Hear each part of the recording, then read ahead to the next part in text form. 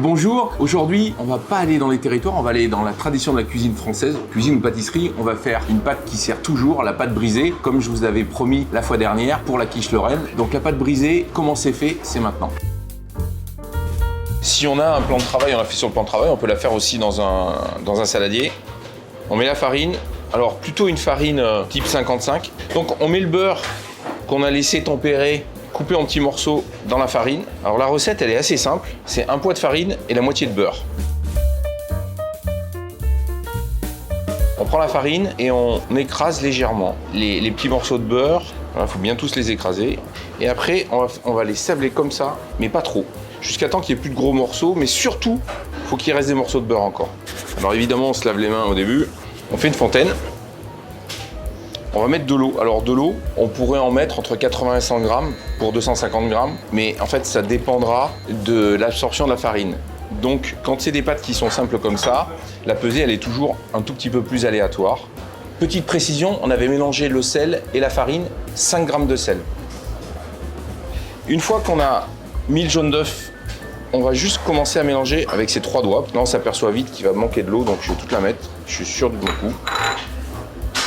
Là, on commence à amalgamer. Pourquoi j'ai pas tout à l'heure fait tout le beurre? C'est qu'en fait, à ce moment-là, on va finir d'incorporer le beurre.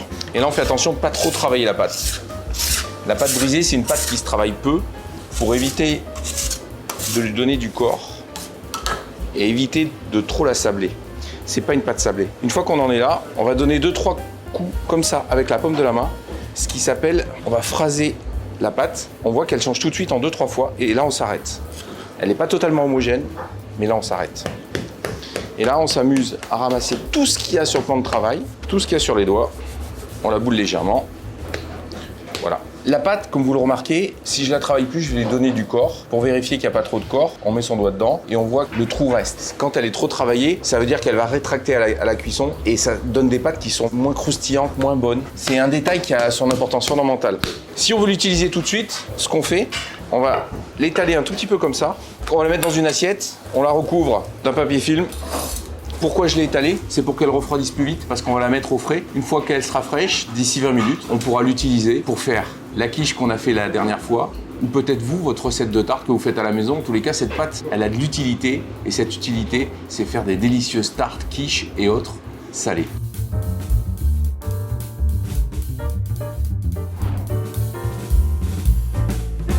La petite astuce du jour, vous avez une recette de pâte brisée qui est principalement utilisée pour des plats salés. Si vous souhaitez l'utiliser pour des plats sucrés, il suffit de rajouter, non pas d'enlever le sel, mais juste de rajouter du sucre. Pour 1 kg de farine, 500 g de beurre, 4 jaunes d'œufs, à peu près 150 à 180, 200 g d'eau. Vous rajoutez 80 g de sucre. En général, cette pâte, elle s'appelle la pâte à foncer. Vous la réaliserez de la même façon. Pour faire une tarte aux pommes, juste de la tarte, des pommes cuites au four assez longtemps, à peine beurrées, avec du sucre, c'est aussi délicieux.